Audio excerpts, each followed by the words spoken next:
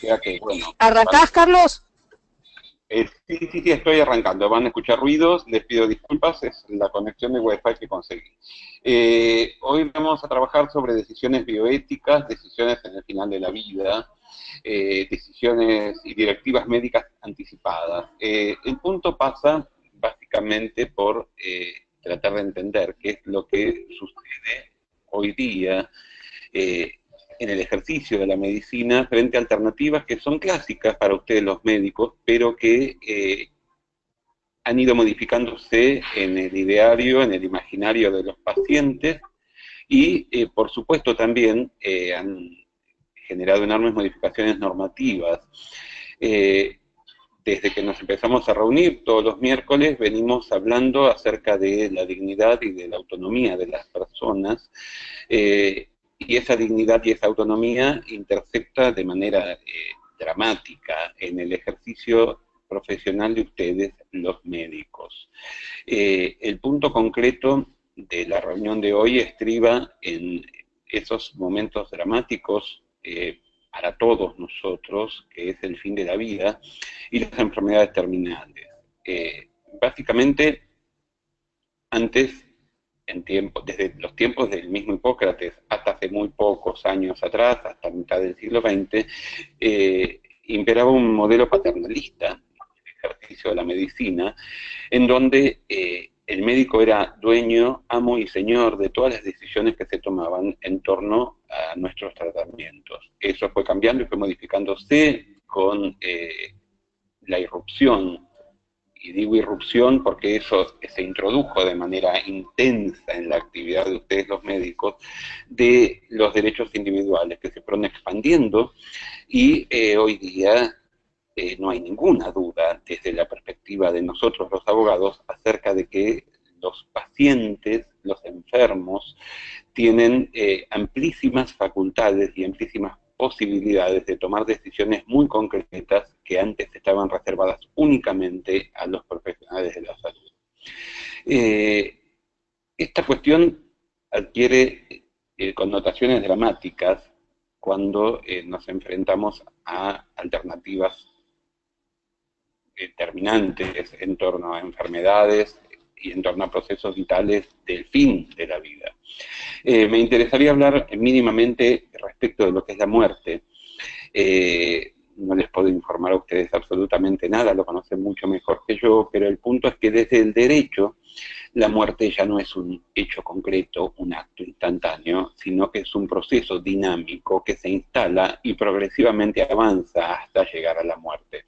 Hay distintos tipos de muerte, y el punto es que en la reunión de hoy a mí me interesa trabajar un concepto mucho más amplio en esa dinámica del proceso de morir, que es desde el momento en el cual se sabe con certeza cuál es el desenlace fatal y se pueden inclusive hacer pronósticos muy certeros en torno a ese desenlace.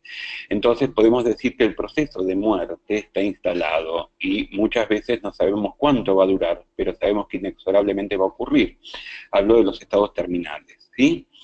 En esos momentos es cuando cobra vital importancia la cuestión relativa a la incidencia de estos derechos individuales que tenemos todos nosotros, porque podemos tomar una serie de decisiones muy importantes en torno a la forma en que vamos a morir, ya que inexorablemente sabemos que vamos a morir.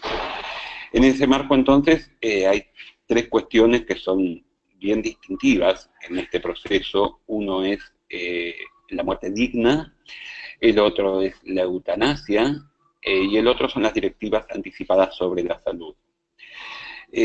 Voy a empezar invirtiendo el orden por la eutanasia. La eutanasia es un tema discutidísimo, es un tema arduo, eh, ha tenido recepción normativa en muchos países, e inclusive hay clínicas dedicadas a esas, y lo concreto es que en nuestro país están completamente prohibidas, ¿sí? En ese marco, nosotros no podemos hablar de una eutanasia activa, y tampoco podemos hablar de ninguna práctica eutanásica en un marco de legalidad. Eso nos lleva a cuestionarnos muchos actos que se desarrollan cotidianamente, porque no solo el paciente, la persona que está agonizando, sino que sus familiares también pueden tomar directivas y tomar decisiones.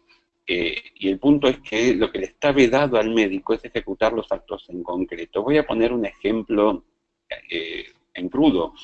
Si una persona está en un proceso terminal, supongamos por una neoplasia, al médico le está vedado tomar una directiva con actos concretos que pongan fin específicamente a la vida. De hecho, todos los días, de una u otra manera, nosotros tomamos conocimiento de personas que lo hacen, y no precisamente son los médicos, sino los familiares del mismo paciente. Ejemplo, en vez de dar una dosis de morfina, se dan 4 dosis y el proceso se termina. Eh, Obviamente nada deben hacer ustedes en forma personal, ni tomar ninguna actitud. En todo caso, se van. Habitualmente la gente toma decisiones muy concretas al respecto. Por ejemplo, no morir en un medio hospitalario, porque ahí no tienen ningún tipo de control sobre ese proceso. En el medio hospitalario la dirección la tienen ustedes, perdón, y eso es concreto, y eso es claro, y eso es específico. Hay jurisprudencia extranjera a raudales en torno a decisiones sobre desconectar o dejar de dar soporte vital a las personas, que es tanto como tomar una directiva concreta. Acá eso no está permitido. La bioética talla cuál es el momento en que hay que parar, cuál es el momento en que hay que detenerse. Y sí, es un tema muy arduo, un tema muy difícil. Hola Marisa, buenas tardes. Felices Pascuas. Eh,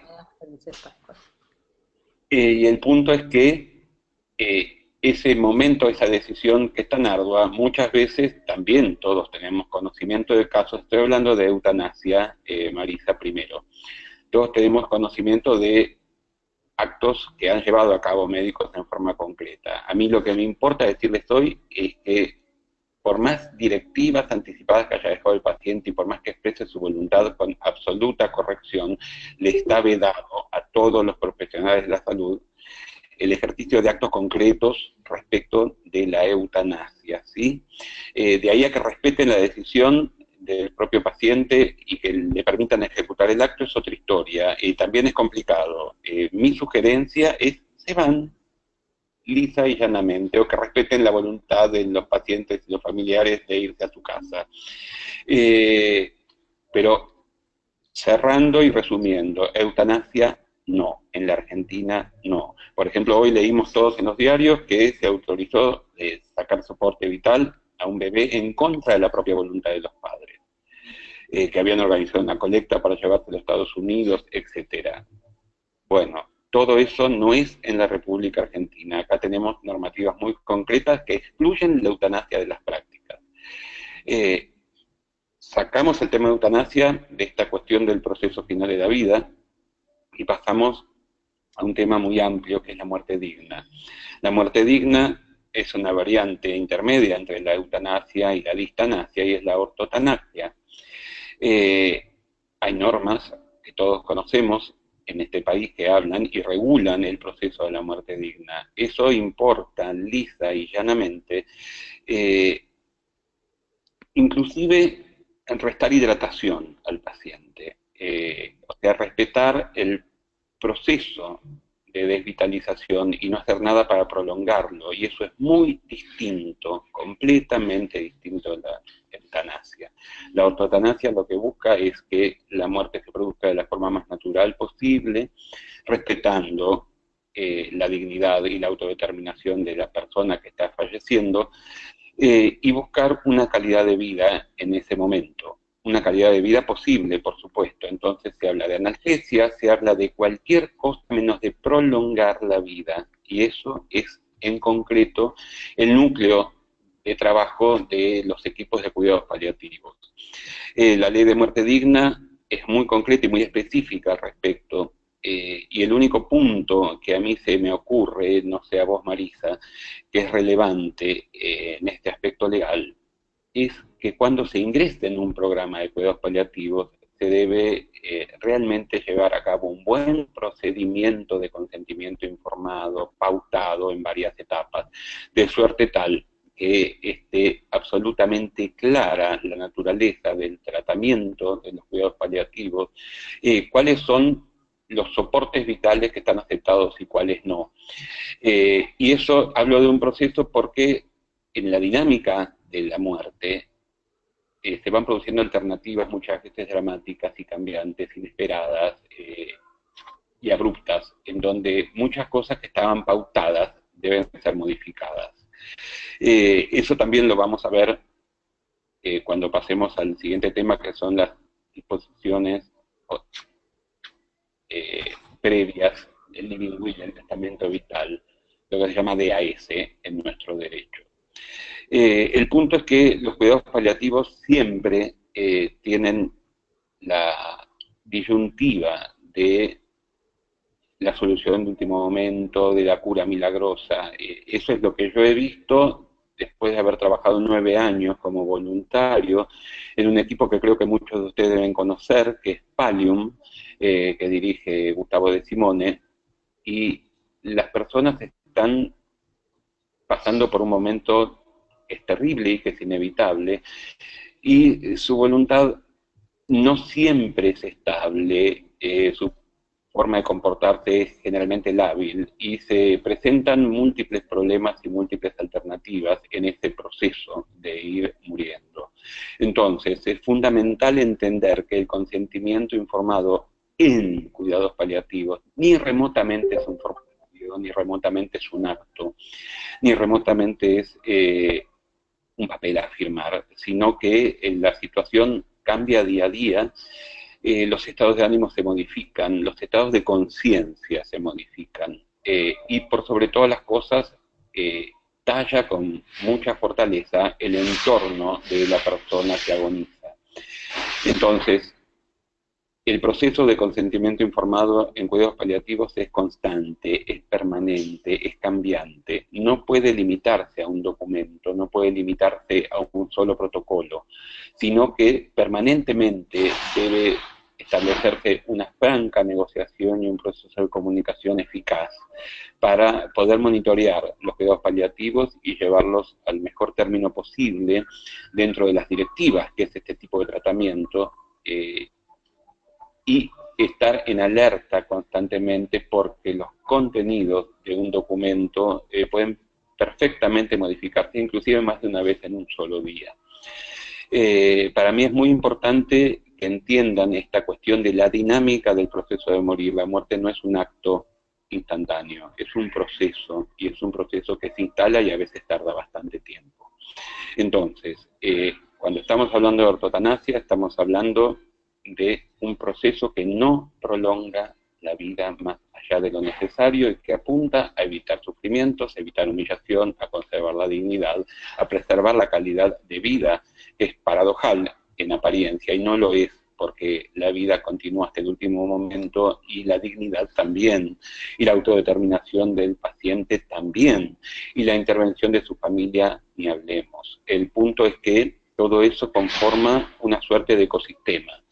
Y no podemos trabajar adecuadamente si no atendemos a todos quienes integran este ecosistema de enorme emergencia, de enorme angustia, de enorme dolor. Obviamente quienes trabajan en esto tienen un entrenamiento increíble, con muchísimos recursos, pero yo insisto, es un conglomerado de decisiones, el protagonista es la persona que agoniza, y lo ordinario, lo normal, lo usual, es que esa persona en los últimos tramos del proceso ya conciencia tenga. Entonces hay que tener muy aceitada la comunicación con los familiares y con las personas que acompañan. Marisa, ¿vos qué opinás?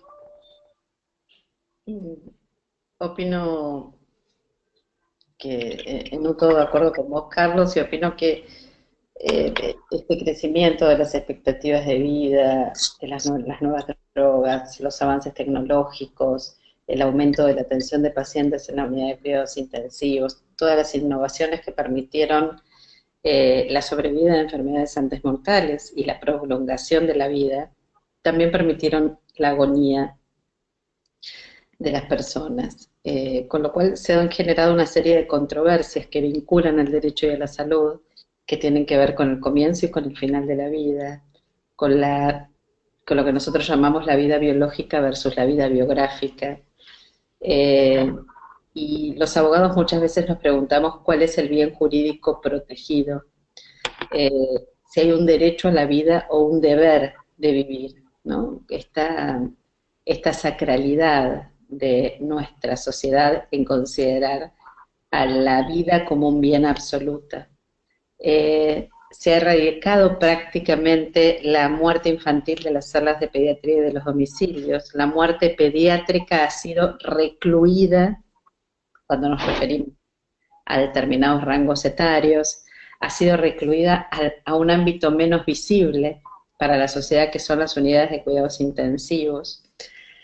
Y en nuestro imaginario colectivo aparece la muerte como como la contraposición, como el sentido contrario, como el sentido negativo de la vida, su contracara.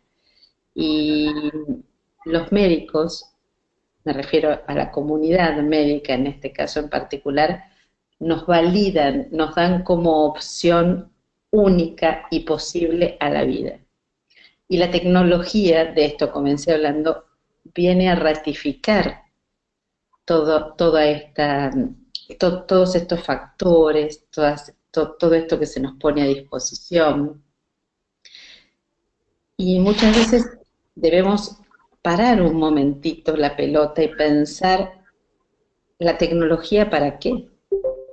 La tecnología para pacientes que ni siquiera se benefician con ella, lo que nos convoca también a la reflexión de las cuestiones vinculadas al encarnizamiento terapéutico, ¿no? Todo un dilema que se genera en el uso de un arsenal tecnológico que tenemos disponible, y este arsenal tecnológico resulta un fin en sí mismo o debe ser un medio que sirva a los efectos de dar cumplimiento a esto que vos decías, una planificación terapéutica establecida, consensuada, cambiante, entre el equipo de salud y el paciente. Y por eso aparece esta paradoja de la posmodernidad, ¿no? Esta tiranía impuesta por el uso de tecnología que provoca situaciones rayanas a la deshumanización y conducen a la necesidad de dictar normas. La ley, la conocida norma, la denominada norma, ley de muerte digna, se ha dictado para protegernos del uso abusivo de la tecnología que se genera para que nosotros podamos vivir mejor. Y una norma nos tiene que dar la posibilidad de decir, bueno, el uso de esta tecnología hasta este punto. Y por eso la importancia del equipo interdisciplinario, o del equipo transdisciplinar, como hoy se lo llama, y estos ámbitos, como el que DAISIN genera a través de este espacio, para establecer estos puentes de unión, estos puentes para una nueva interpretación del derecho a la salud. Otra vez, la reiteración del concepto de salud para todos, todo para todos. Esto sabemos que es una utopía imposible de alcanzar. Y estas reinterpretaciones que tenemos que hacer del derecho a la salud como un derecho humano básico, con eje en la autonomía personal, nos tiene que trasladar a lugares donde se permitan la toma de decisiones, donde haya construcciones que requieran nuevas categorías analíticos de derechos y también categorías sociales diferentes. He tenido la oportunidad de trabajar en un hospital pediátrico y siempre me ha conmovido un lugar, ¿no?, qué pasa con los niños, con estos niños que también mueren. Hoy Carlos daba una aproximación al caso que salió en todos los diarios. Los padres atraviesan un duelo anticipatorio, ¿no?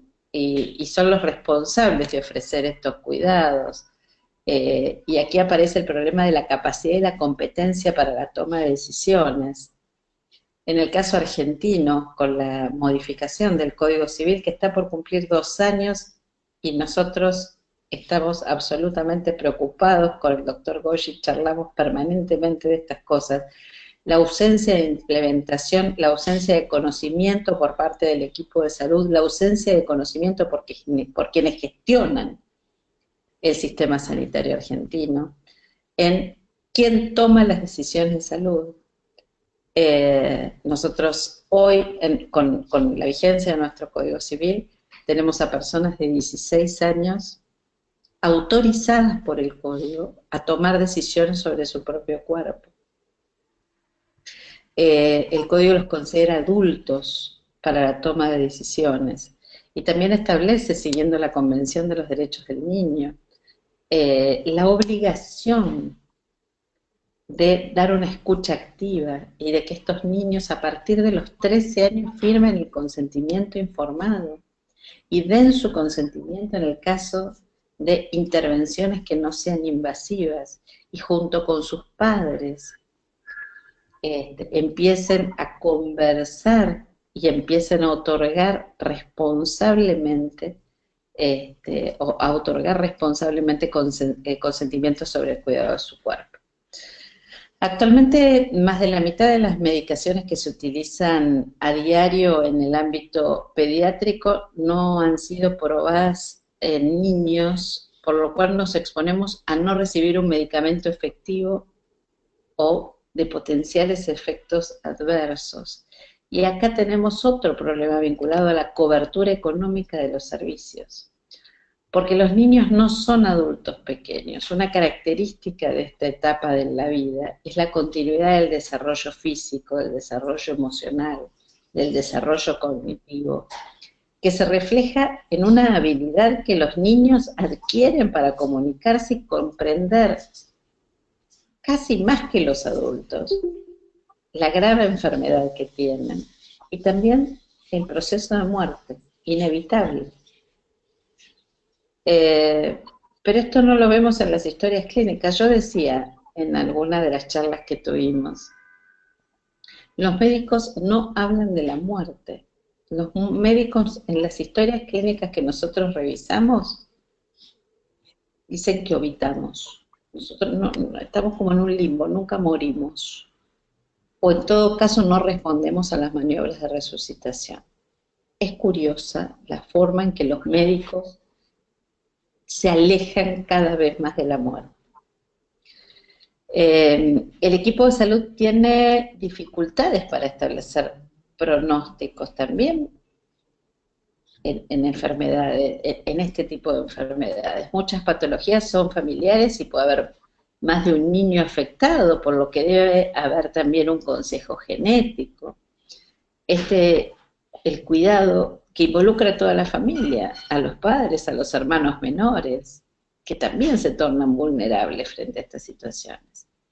La atención lejos de los hogares, en centros de alta complejidad, pasa con los adultos, con las personas mayores, como hoy lo llama la Convención, la complejidad por la falta de experiencias a niveles locales, la necesidad de articulación de redes.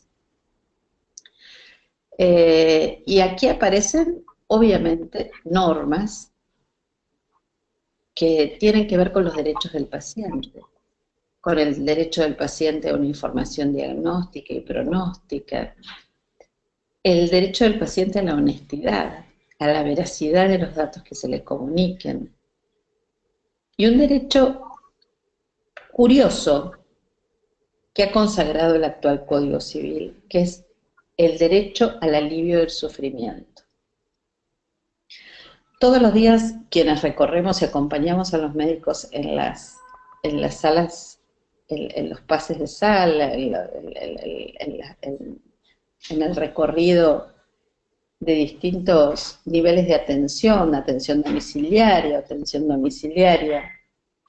escuchamos decir, incluso a las propias familias, cuando un paciente se queja del dolor, bueno, estás recién operado, te va a doler.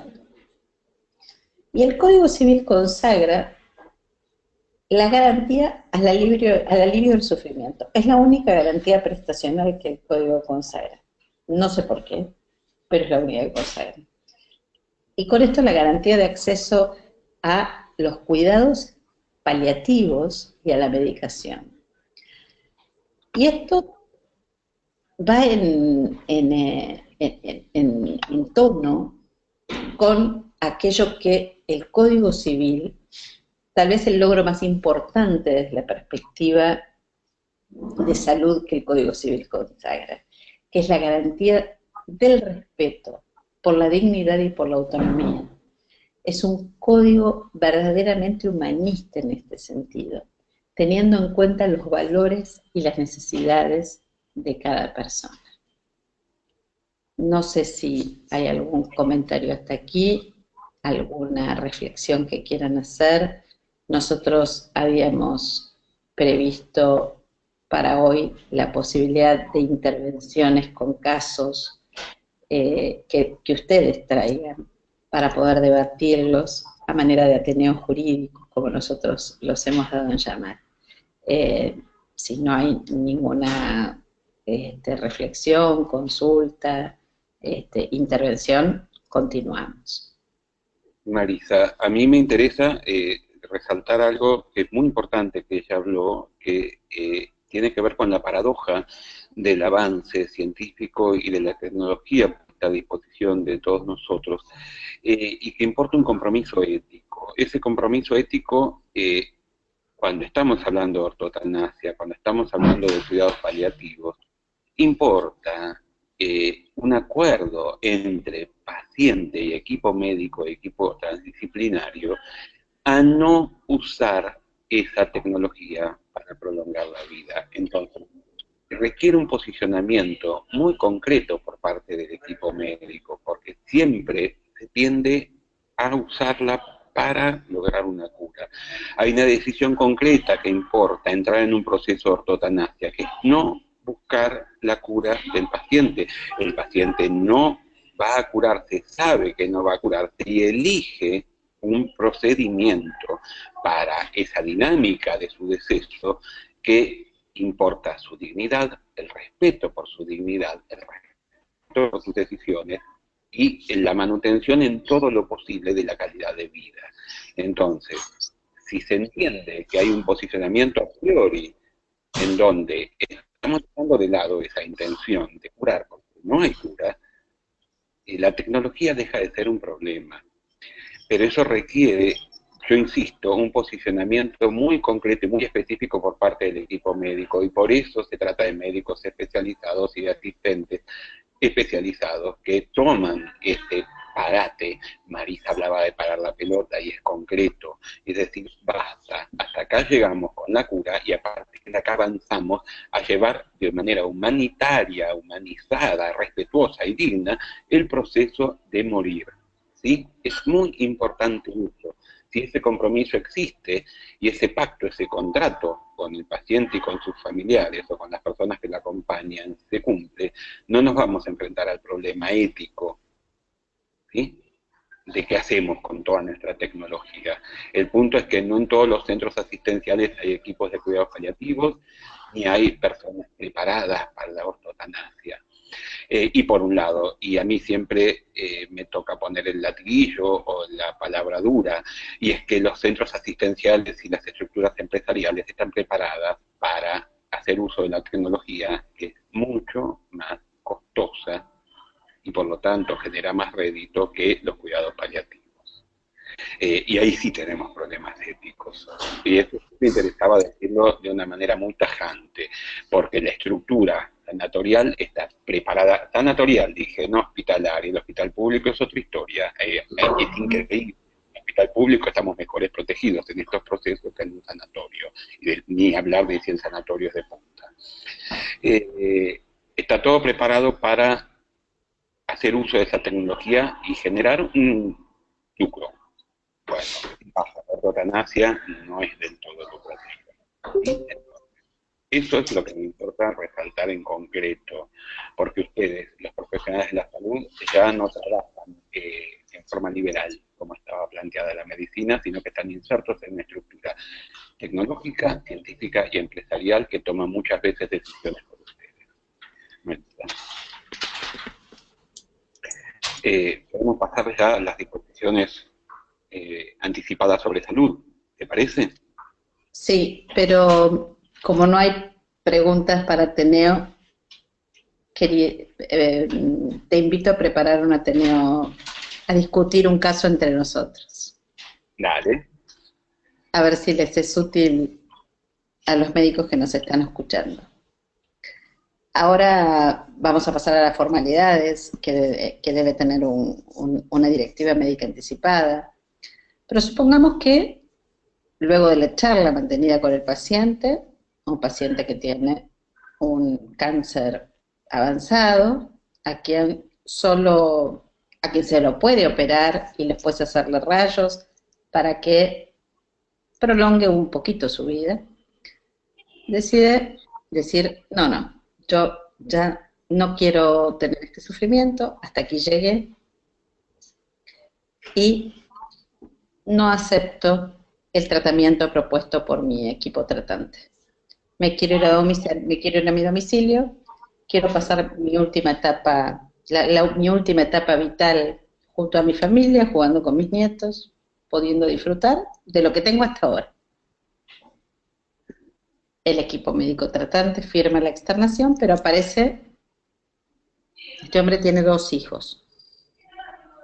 Uno que dice, yo respeto la voluntad de mi padre, acompañémoslo, y el otro dice, no, mi padre no está en condiciones de tomar esta decisión.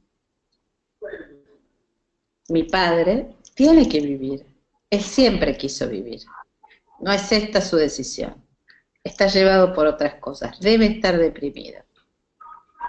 Y entonces aparecen los médicos dentro de su sala discutiendo el caso, el paciente en su sala debatiéndose en esta situación y pretendiendo el ejercicio de su autonomía, y 2 familias enfrentadas afuera,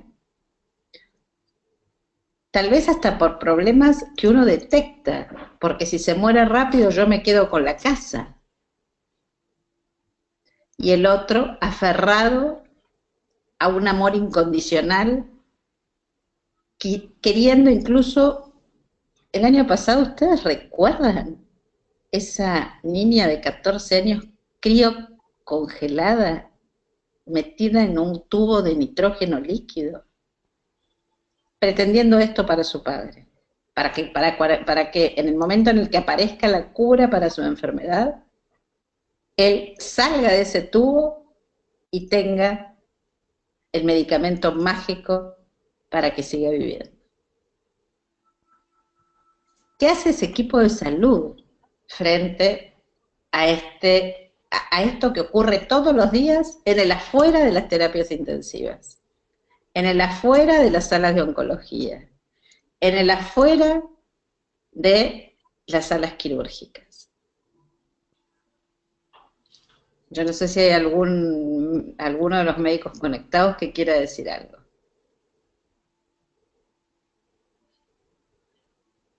Andrea Andraquio. Andrea Andraquio está en un auto y se la oye muy mal cuando habla. Vos no había llegado. Dice que va y viene, que no, en la ruta no engancha. El punto es que creo que los dejamos un poco callados. El caso es arduo, Marisa. Y el punto es que el equipo médico solo no puede trabajar. Generalmente hay un comité de bioética, generalmente hay asistentes sociales, generalmente hay psicólogos. Primer punto, la necesidad de los comités de bioética instituidos en todas, si no están instituidos en en todos los centros de salud, por lo menos tener una red a donde acudir frente a casos complejos. Cada vez vamos a observar más casos complejos, más dilemas en términos bioéticos, porque el dilema se trata de esto, de 2 bienes entre los que tengo que optar y estar en una misma escala.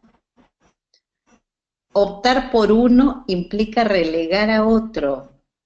La vida y la dignidad son dos bienes que están en la misma escala y no puedo transarlos. Elijo uno y tengo que dejar de lado otro. No se trata de un contrato de alquiler en donde yo discuto, bueno, este mes, en vez del 1 al 5, ¿le puedo pagar del 1 al 10? Le pagaré el 8. En vez de pagarle 10.000, ¿le podré pagar 9.000? Págueme 9.500. No son bienes transables, son bienes donde la elección de uno implica relegar al otro. Son Y opciones aquí la excluyentes. ¿Cómo? Son No, opciones no, excluyentes, esa, excluyentes. Y hablamos de una, dejamos de hablar de la otra, y eso es dilemático y eso es terrible. Y el caso planteado por Marisa es perfecto porque además del paciente hay dos hijos que son exactamente iguales en cuanto a su condición y que están diciendo cosas totalmente contrapuestas. Entonces el dilema está acá puesto en la voz de los hijos. Y el punto es que es necesario el equipo de bioética, pero es necesario también tener información jurídica de qué es lo que hoy es un paciente frente al equipo médico. El protagonista de todo este caso es la persona que tiene un cáncer en etapa terminal. Y cuando estamos hablando de etapa terminal sabemos que no lo vamos a curar. Entonces, ¿lo podemos operar una vez, dos veces más? Por supuesto, hacerle rayos, quimios, obvio, lo vamos a curar, sabemos perfectamente que no. Entonces, ¿qué les parece a ustedes que es el que va a tomar una decisión acá? ¿El equipo médico? ¿El paciente? ¿Los hijos? ¿Cuál es la directiva? ¿Qué pasa con la constitucionalización del derecho privado, con esa posibilidad que nos brinda hoy el derecho de autodeterminarnos, de nuestra dignidad y del respeto de nuestras decisiones? El caso es muy arduo en la práctica cotidiana. Desde la perspectiva del derecho no se nos presenta ni a Marisa ni a mí ni a cualquier abogado que esté especializado en esta temática como un tema arduo. Más bien es simple. ¿Qué pasa? En el dramatismo cotidiano empiezan todos los tironeos, empiezan los forcejeos adentro de la cabeza de cada uno de nosotros. Pero las directivas del derecho hablan claramente de la autodeterminación y de la dignidad. Y si esta persona que está agonizando, todavía no entró en proceso de agonía concreto, pero a ver, no tiene cura posible, dice que no quiere seguir avanzando, esa es la decisión preponderante. Más allá de lo que quieran los médicos, más allá de lo que quieran los hijos, podemos hacer un psicodrama de ser Marisa y yo los dos hijos que están opuestos en la decisión. Y eso tampoco ayuda, porque la persona que está muriendo dice que no quiere volver a ser operada, que no quiere volver a recibir rayos, que no quiere un nuevo ciclo de quimioterapia. ¿Sí? y el biombo hay que ponerlo en la puerta de la habitación del paciente. Los hijos no tienen interferencia en la decisión que tome el padre, porque si algo deja en clara la última década, diría los últimos 15 años de legislación que se ha dictado en Argentina, es la posibilidad de tomas de decisión autónomas por parte de cada uno de nosotros. Ya hablamos del pasaje del modelo médico hegemónico, del pasaje del modelo paternalista, el modelo de autonomía. Y esta ganancia en autonomía implica la ganancia en autonomía personal que tiene que ver con un proyecto de vida autorreferencial en el que nadie más, ni siquiera mis hijos, por más cariño que me tengan, puedan tomar decisiones por mí. Obviamente que existe un equipo de salud mental que es interesante, toma intervención para determinar que no existe un cuadro depresivo que lleve al paciente al querer la muerte por ese estado en sí mismo y no porque fue una decisión que ha tomado meditadamente, pero reitero, a ese biombo tan famoso que vemos para separar un paciente de otro, hay que ponerlo para separar al paciente de su familia, y el único, y por favor saquen esos carteles que dice que los informes se dan de 11 a 12 o de 15 a 16. Los únicos informes que se dan son el paciente. La familia es importante que colabore para la adherencia al tratamiento de ese paciente, pero la decisión última es de quien está en la cama, de quien está padeciendo la enfermedad, de quien está en la silla frente a ustedes y tiene la capacidad de entender todo aquello que va a venir y que ustedes deben decirle, siempre que el paciente, porque existe otra opción, renuncie a recibir información. Este también es un derecho del paciente. Cuando el paciente dice, no, no, no, no, no, yo no quiero saber, me pongo en sus manos, usted sabe, uno tiene que tratar de conducir este proceso, porque ustedes tienen el timón de un barco que se vincula a la vida de ese paciente, y lo importante de todo esto es ver cómo reconstruimos los lazos que existían. Cuando mi mamá llamaba al médico, me cambiaba las sábanas de la cama y me ponía una toalla de hilo para que el médico se lavara las manos cuando venía a nuestro domicilio. Aquí hay una consulta de Mariano Jorge Vijande, que vamos a ver. Mariano, ahora me voy para arriba a leer. Mariano, en caso de no tener que realizar una cirugía de urgencia en la que no está en riesgo la vida, pero que el paciente no brinda su consentimiento, ¿basta con su firma en contrario? Sí, absolutamente sí. No es una cirugía de urgencia, y si se trata de una cirugía de urgencia y el paciente no brinda su consentimiento, ¿cuál sería la diferencia? Ninguna. Una. De lo que se trata es de obtener, de asegurarnos de que quien va a recibir un tratamiento sabe cuáles son las consecuencias del acto que toma. Esta relación de desequilibrio inicial, en donde el médico tiene la información y el paciente no, se iguala cuando el paciente adquiere esa información, cuando obtiene esa información. Y cuando obtiene esa información es dueño de elegir, con urgencia, sin urgencia.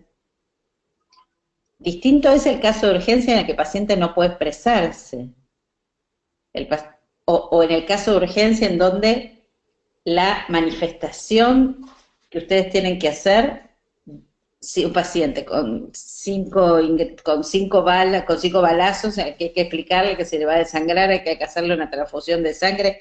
Si yo no encuentro un documento, una directiva médica anticipada, que me diga que ese paciente es testigo de Jehová y que no quiere transfusión de sangre, bueno, actuaré. No tengo oposición de nadie.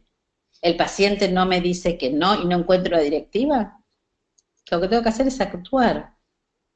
Distinto es el caso del paciente que empieza a manifestar su negativa.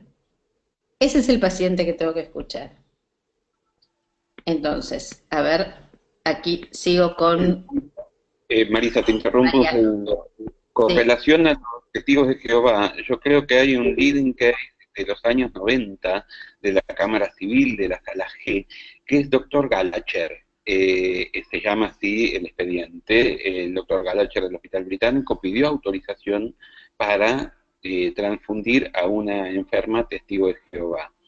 La sala fue tan clara en que se trataba de una decisión autónoma de una persona capaz, relativa a su dignidad. Y el caso Galacher es importantísimo porque fue el precedente de las leyes que salieron a posteriori y de una jurisprudencia completamente uniforme a posteriori de este caso, en donde se habla siempre del respeto. Es estamos hablando de pacientes adultos.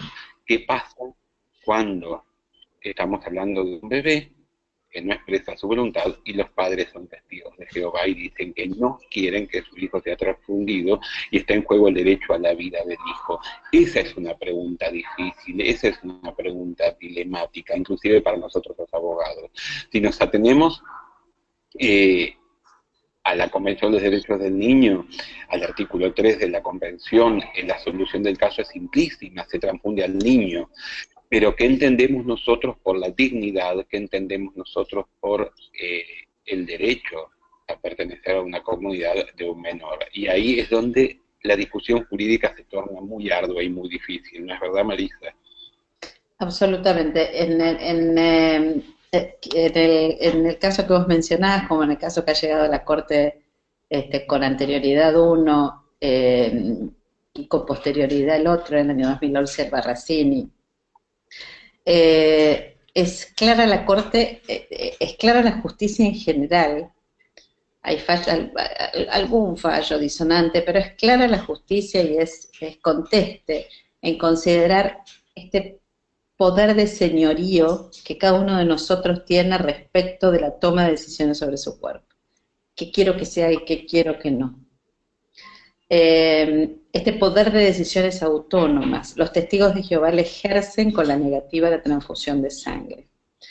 En el caso de menores, el tema es mucho más controvertido porque se está tomando una decisión por otro, porque la decisión no es autónoma, sino que es autónoma respecto de un tercero. Respecto de un tercero que no tiene ni capacidad ni competencia. Entonces, aquí empiezan a aparecer estos mismos, los dilemas de los que hablamos, ¿no? De los valores que ponemos en juego. Y entonces algunos optan por decir, bueno, que viva y que después elija. El problema con el testigo de Jehová específicamente, quienes trabajamos con pediatría los conocemos, sabemos que los niños son prácticamente desterrados de su comunidad, nunca más regresan a la consulta médica con sus papás, regresan con algún familiar que lo tiene en crianza. Pero también sabemos que llega un chico vivo. Construir el caso a caso de estos temas y se lo transfunde ¿para qué? ¿No? Solamente para que viva, ¿cuánto? ¿Con qué calidad? Digamos, aquí otra vez volvemos a los valores bioéticos, a los dilemas bioéticos que se encuentran en juego. Las reglas generales en materia de niños, uno podría trazarlas fácilmente. Si es un mayor, transfundilo; si es un menor, si es un mayor, no, de respetar su voluntad; si es un menor, transfundilo. Uno podría hacer esta regla simple, pero no es así. No es así porque el caso a caso es el que hay que revisar. En términos generales, repito, a los niños,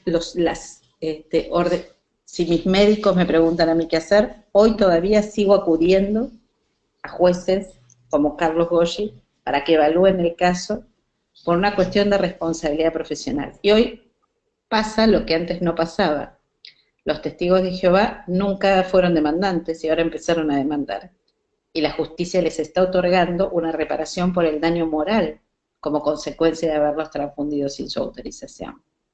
Así que no es inocuo, desde ningún punto de vista, no respetar la voluntad de un paciente. No sé, Carlos, si quieres agregar más y seguimos con las preguntas. El punto es que frente a un niño, cuando el niño está atravesando por un proceso terminal, por ejemplo, ¿para qué lo van a transfundir? Es lo que preguntaba Marisa. Generalmente el dilema se plantea frente a traumatismos, frente a accidentes, y ahí empieza a tallar la cuestión relativa a la identidad y como derecho humano, ¿no es cierto? Porque hay que valorar en concreto que salvo que se produzca una modificación en la fe del grupo familiar, esa persona va a quedar afuera de su familia. Es tanto como hablamos, haciendo un paralelismo drástico y un muy mal ejemplo, pero es pertinente, las sustracciones de identidad por las adopciones ilegales o la sustracción de bebés durante la dictadura. Estamos quitando completamente de su entorno a un menor. Eso es lo que hay que tener en cuenta, ¿sí? Vaya dilema, y por eso es que generalmente estos casos se terminan judicializando, mal que me pese, porque son problemas muy arduos.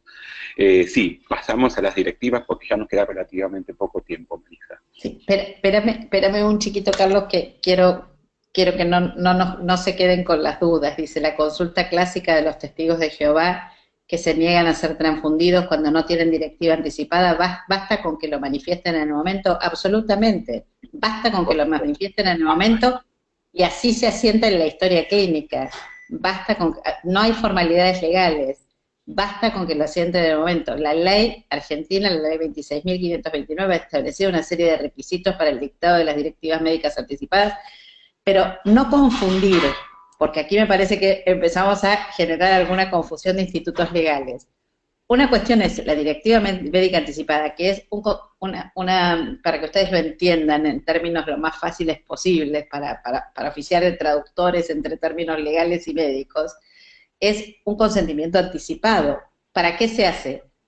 Para el momento en el que yo no pueda decir que quiero, para una enfermedad que tiene una evolución que va a llegar un momento en el que yo no pueda manifestarme. En este caso que Mariano Jorge Vijanda plantea, no se da esta situación. No es una directiva médica anticipada, es una negativa a un consentimiento, a dar su consentimiento. No hay una directiva anticipada. Él está diciendo, yo no quiero, no hace falta la directiva. Él está manifestando que no quiere ser transfundido. Entonces, no se trata de una directiva médica. La directiva médica es para cuando el paciente, en estado de inconsciencia, uno dice, ¿y ahora que este paciente querrá o no querrá? Y entonces ahí voy a buscar en la historia clínica, a la que nosotros le ponemos un sello, DMA, Directiva Médica Anticipada, entonces voy a buscar la historia clínica, ¿qué quería este paciente si llegábamos a esta situación? En Estados Unidos la gente tiene tatuajes, orden de no resucitación. Digamos, ahí voy a buscar, porque el paciente no puede hablar, pero en este te está hablando Mariano, y te está diciendo, no me transfundas, soy testigo de Jehová. Listo, no podés transfundirlo, no podés tocarlo, no podés hacer nada. Es terminante. Ese es un punto muy importante, distinguir directiva médica anticipada de directiva concreta. Nosotros hablamos de directiva médica anticipada ante pacientes que no tienen un estado de conciencia vigil, que no pueden expresarse y por sobre todas las cosas que no nos pueden entender.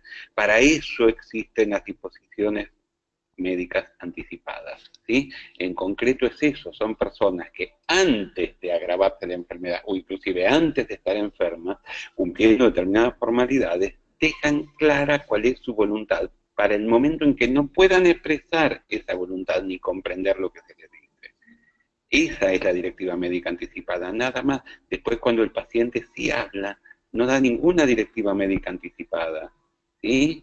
Está dando directivas concretas por el sí o por el no, pero no podemos hablar de qué es lo que está escrito previamente cuando el paciente está hablando. ¿Entiende eso? Y si lo que el paciente escribió previamente en la directiva médica anticipada se contradice con lo que está diciendo, vale lo que dice en ese momento. Exactamente. Porque es la identidad de la persona, eso es muy importante, Marisa. Sí, este punto es crucial. El paciente, bajo cualquier forma, así haya ido a un escribano como se lo exigía la ley 26.599 o a un juzgado a emitir su directiva, si en el momento de la intervención dice, sí, métame en el quirófano, mire, yo en realidad, o no, lo que vale es lo que está diciendo en ese momento. Esto es, no hay duda de que esto es así. Y el tema es cómo se documenta esto que está diciendo. Hay un tema muy interesante de la jurisprudencia canadiense, de la validez de lo que ellos llaman notas marginales de la historia clínica. Este dato que se volcó en la historia clínica y que solo vincula no a un formulario preescrito, sino que vincula a ese paciente con esa enfermedad y con ese médico. No les estamos pidiendo Biblias, en las historias clínicas. Les estamos pidiendo relaciones concretas del vínculo que a ese paciente le importó si se quedaba pelado, que no era el caso del otro. Esa cuestión vincular que hace a la decisión de ese paciente. Seguimos un poquitito más con las preguntas y nos vamos a las directivas médicas. No nos vamos a ir a las directivas médicas. Siempre les mento. Nos quedan pero 2 minutos. Aquí Andrea hace una acotación que le agradecemos por su gentileza. Y vamos a Mariano de nuevo, que está hiperactivo y nos encanta. Y yo te diría que el tiempo se termina y no te la puedo contestar. Mentira, te la puedo contestar, pero es dificilísimo contestar lo que preguntás. En relación al consentimiento informado, ¿cómo proceder en el hallazgo intraoperatoria cuya resolución el paciente no consintió? El hallazgo de un tumor de ovario, ¿se debe resecar aún sin consentimiento o diferir su resolución? La mitad de la biblioteca, Mariano, te va a decir que vos estás actuando en una actitud beneficente, que lo que tenés que hacer es continuar para evitar mayores riesgos. Pero la mitad de la biblioteca te va a decir, esta señora, ¿sabía cuál era el estado en el que podía quedar como consecuencia de algo que ella no, de algo de lo que ella no fue advertida? Si no hay un riesgo inminente, y un riesgo inminente me refiero a, la dejo así y se murió, se desangró, conviene hacer una pausa, que aunque sea salir a consultar a los familiares que están esperándola afuera. No es lo ideal, pero consultar con sus hijos, con su marido, que son quienes pueden opinar por ella, ¿qué hubiese querido? Este tema se ha tratado en casos, nosotros les podemos buscar la jurisprudencia y enviarle. Tenemos casos que han condenado por haberlo hecho y casos que han procedido a eximir de responsabilidad al médico en la misma situación. Con lo cual, por eso te decía, hubiese preferido, Mariano, decirte que el tiempo se había terminado. Pero en este caso hay que actuar con absoluta prudencia, si es posible consultar antes con el familiar, parar un segundito la operación y que un médico salga a hablar con los familiares y documentar todo esto, es necesario hacerlo. Y si no es debido a muerte, es preferible interrumpir la operación. Porque no se olviden que hoy la ausencia de información es para parte de la doctrina jurídica, constituye la falta de información, un deber de indemnización autónomo. No importa que haya habido mala praxis o no. No hay mala praxis. No, por lo tanto no dio la posibilidad. Y esto está generando responsabilidades autónomas más allá de la existencia de responsabilidad médica en sí misma. No sé si ustedes logran entender el concepto. Esto nos viene dado de otros derechos, viene del ámbito del derecho del consumidor, pero se está aplicando a la salud. Entonces, estamos en una cresta de la ola en donde debemos trabajar en reconstruir lazos que nos vinculen con el paciente, lazos de miradas, de afectos, de personas que, como uno de mis maestros decía, el doctor Alterini, ¿cómo voy a demandar a este médico que conoce el nombre de mi hijo, que conoció cada una de sus enfermedades, que a la hora que lo llamé me atendió? ¿Y cómo no voy a demandar a este que está preocupado en llenar la tiqui en la computadora los datos que le pide el prepago de la obra social para poder, en ese precarizado trabajo del que hablamos la semana pasada, para poder hacer 100 bonos y poder cobrar alguito? que les sirva para llegar a fin de mes. Todo un tema. Mari, son y 3 Sí, en nuestro bueno, tiempo. sí, ¿Sí? sí, sí, Nos sí. vemos el miércoles que viene. Podemos seguir un poco con algunos casos. Por favor, si los tienen, plantéenlos antes. Muchísimas gracias. Yo me quedé con ganas también de hablar, pero el tiempo es tirano. Marisa, muchas gracias por la invitación. Muchas gracias, Mariano, y muchas más gracias, Andrea. Gracias a todos también. Y bueno, nos vemos la semana que viene para seguir debatiendo en estos casos que, como ustedes ven, a nosotros también nos apasionan. Cariños a todos y felices Pascuas. Felices Pascuas.